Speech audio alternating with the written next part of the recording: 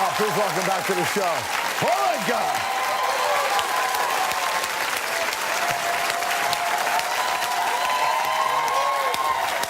Hey, George. How are you, man? Good to see you. Nice to see you. Welcome Hi, back. everybody. Welcome back, my friend. George. How's things? Things are great, man. It's good to be home, and for the first time visiting you, I got a book out. It's nice, right? Well, listen, man, I asked you when you were in that red chair when you were going to write a book. Yeah. And you said to me, listen, some people got to die first. That's right. Actually what you said to me. Well, Who they're died? gone. They're gone. They're all They're gone. But it must have been somebody that we don't know about. Absolutely. Yeah, congratulations on the book. Thank you. It's not a complete tell-all. You did leave some stuff out, but you did tell an awful lot in here. Yeah. Which is all right. Well, you know, I felt if you're going to do it, you got to be honest about it. Didn't want to write just a bunch of fluff. Mm-hmm. Once I decided how to open the veins up and tell it like it is, I forged ahead. What do you think about the younger generation? Have they figured out the key to longevity like you did? No. You know, I learned to fail as a kid. These kids aren't learning to fail. Because if you fail in any way today in a media-driven society, you're dead meat. Right. Back then, I learned from my failures more than my successes. Really? And I was allowed to do that in a time where they weren't watching you. One thing we talked a little bit about in the past was when you, being a guy from Canada, when you get down to the United States in that era, Yeah.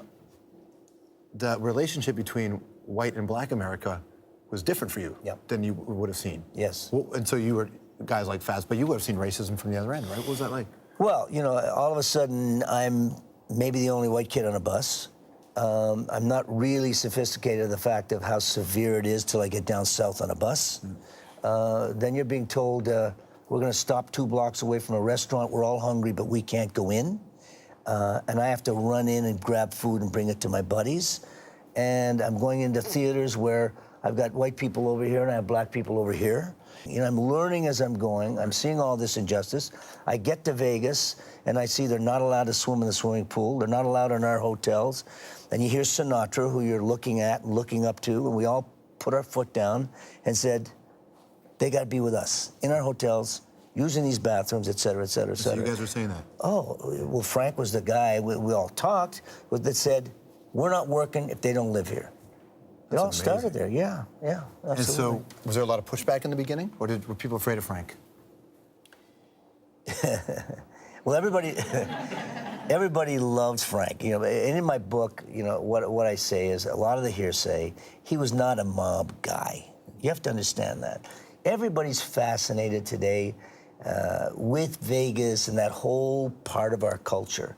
It was real, and the guys that I worked for, all the mob guys, they were so nice to me. You know, you'd only hear, you're sitting at dinner one night and you'd say, well, you know, where's Larry the Neck? You know, they all had a thing. Larry the Lips and Larry, they all these nicknames, right?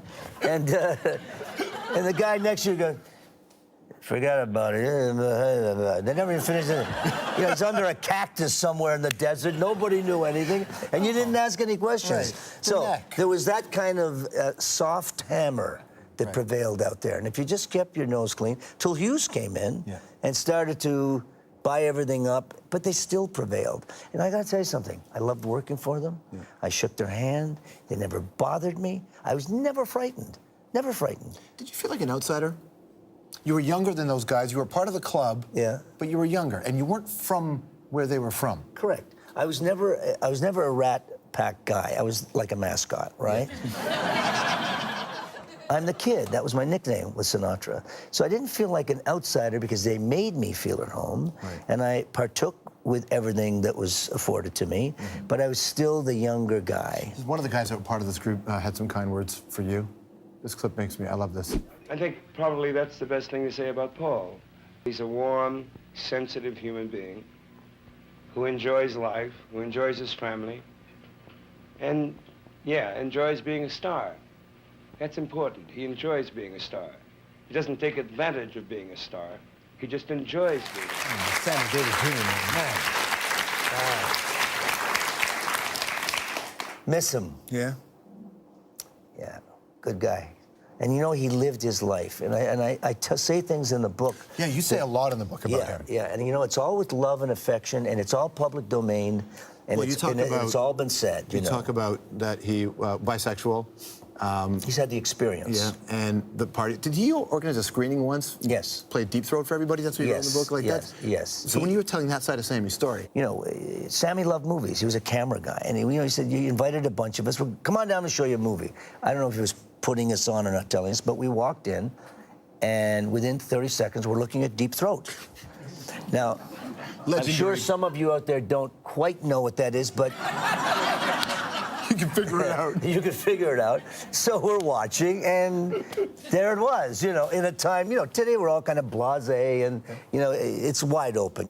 And so is part of the reason to put those details in there to correct the story, to protect Sammy? Well, protection, correction, but it's been out there, it's domain.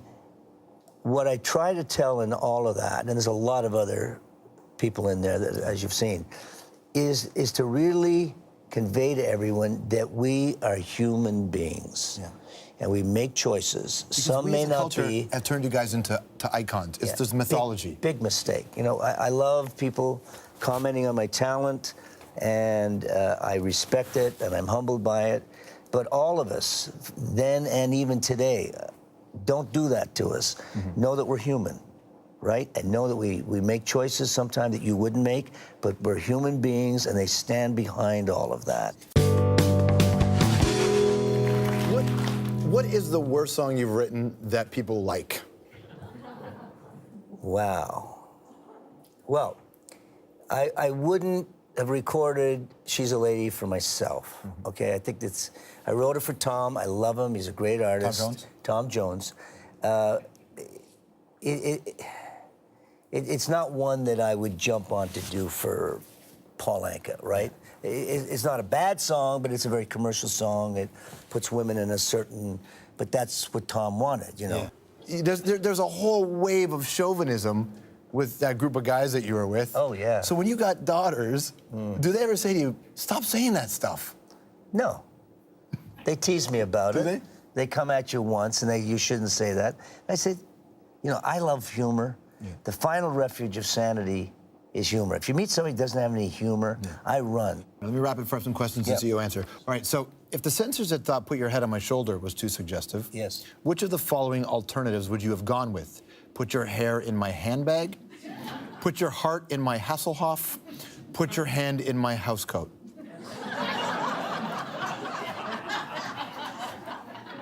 My original title and working was Put Your Legs on My Shoulders. Really? Yes. There he is! I love that. You're a beaut, Anka. What was your first car? My first car was a convertible Chevy. How many encores is too many encores? When there's nobody left in the seats. For me. The book is called My Way, the CD is duets. He's one of the greatest of all time. It's Paul Anka, everybody.